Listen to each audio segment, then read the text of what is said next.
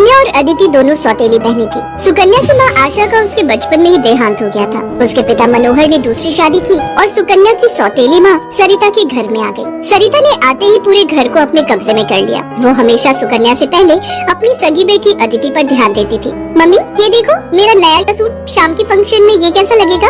ये तो बहुत सुंदर लग रहा है, रानी लगेगी बिल्कुल मेरी बेटी। मम्मी वो सुकन्या को क्या दोगी पहनने के लिए? वो भी तो हमारे साथ शादी में जा रही है, पहन लेगी कुछ भी जो उसका मन होगा। मेरे पास इतने पैसे नहीं है कि मैं उसके लिए भी नया सूट खरीदूं। वैसे भी तुम्हारे पापा का अब इतना काम नहीं बचा। मेरे लिए तुम्हें नया सूट लेकर देना जरूरी था। बहुत लोग आएंगे वहाँ, क्या पता कोई तुम्हें अमीर घर का लड़का पसंद कर ले। अरे सरिता, कभी कभी अपनी बड़ी बेटी सुकन्या के बारे में भी सोच लिया करो। वो बेचारी भी तो शादी लायक है। बस आ गए अपनी लाडली बेटी के बारे में चिंता करने। पता नहीं कौन से मनहूस दिन मेरी तुम्हारे साथ शादी हुई थी। जब से आई हूँ एक ही नाम तुम्हारे मुंह पर चढ़ा हुआ है। देखती हूँ सुकन्या सुकन्या। अरे तुम्हारी दूसरी बेटी अदिति भी कुंवारी है, वो भी तुम्हारी ही बेटी है। उसके बारे में भी कुछ सोचा करो। मैं हूँ जो पैसे जोड़ जोड़ कर अपनी बेटी को सूट दिलवाए है। अब शाम को चलने की तैयारी कर लो, बहुत बड़े बड़े लोग उस शादी में आएंगे। ये तो मेरी सहेली पुष्पा की बड़ी मेहरबानी है जो उसने हमें एक कार्ड दे दिया, वरना हम गरीबों को इस शहर में और इतनी बड़ी शादी में कौन पूछेगा। मनोहर को पता था कि सरिता का स्वभाव बहुत ही खड़ूस है, इसलिए वो चुपचाप अपने कमरे में चला जाता है। शाम को सब लोग शादी के लिए तैयार होते हैं। अदिति बहुत ही सुंदर सूट पहनकर तैयार होती है। सुकन्या के पास तो कपड़े ही नहीं थे। अचानक मनोहर सुकन्या के पास आता है। सुकन्या बेटी ये ले, ये तेरी माँ की साड़ी है, तू ये पहन कर तैयार हो जा। देख कितनी सुंदर साड़ी है, मेरे संदूक में रखी थी, मैं वही ढूंढ रहा था और आज मुझे मिल गई। पिताजी ये माँ की साड़ी सचमुच, ये साड़ी तो बहुत सुंदर है। शुक्रिया पिताजी, आज आपने माँ की ये साड़ी देखकर मुझे बहुत खुशी दी है। हाँ बेटी, अब ये साड़ी पहनकर जल्दी से तैयार हो जा, देखना तब से सुंदर लगेगी मेरी बेटिया। सुकन्या अपनी माँ की साड़ी पहनकर तैयार हो जाती है। सब लोग शादी में पहुँचते हैं। सरिता जानबूझकर अदिति को ही आगे कर रही थी ताकि वहाँ लोग अदिति को ही देखें। तभी एक बहुत ही बड़े परिवार के लड़के आशीष की नजर सुकन्या पर पड़ती है। सुकन्या बिल्कुल अकेली खड़ी थी। वो लड़का उसके पास आया और उससे बात करने लगा। हेलो, मेरा नाम आशीष है और आपका? जी मेरा नाम सुकन्या है। अच्छा नाम है आपका। वैसे आप यहाँ अकेली क्यों खड़ी हैं? चलिए ना, वहाँ डांस फ्लोर पर सब लोग डांस कर रहे हैं। आशीष को सुकन्या से बात करता देख सरिता आशीष के पास आती है। सुकन्या बेटा, तुम्हारे पापा तुम्हें बुला रहे हैं, इनके साथ अदिति डांस कर लेगी।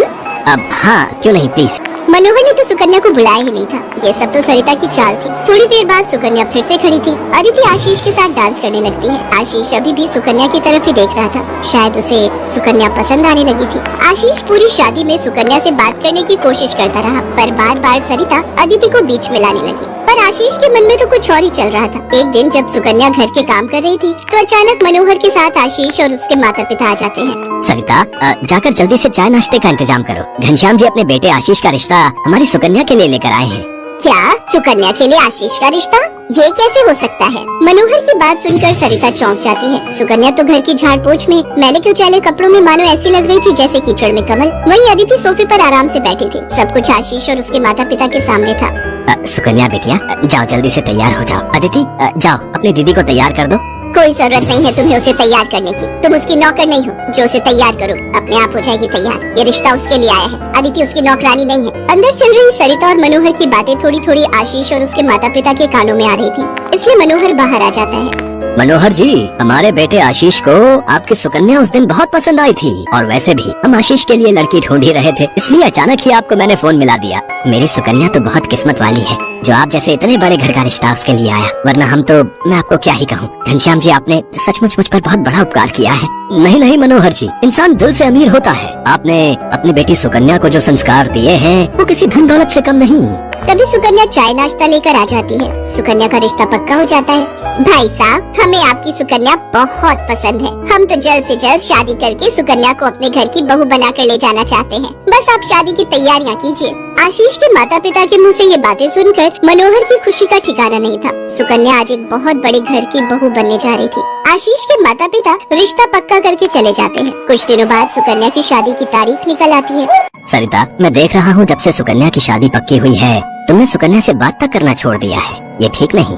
तुम अपनी बेटी की शादी करो, मैं इस शादी में कोई हाथ नहीं लगाऊंगी। ये रिश्ता मेरी बेटी के लिए था। मैं चाहती थी आशीष के साथ अपनी बेटी का रिश्ता करना, पर तुम्हारी उस सुकन्या ने सब काम खराब कर दिया।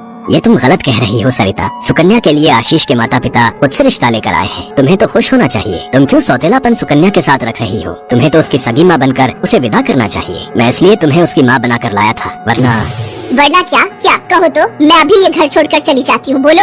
मनोहर की बात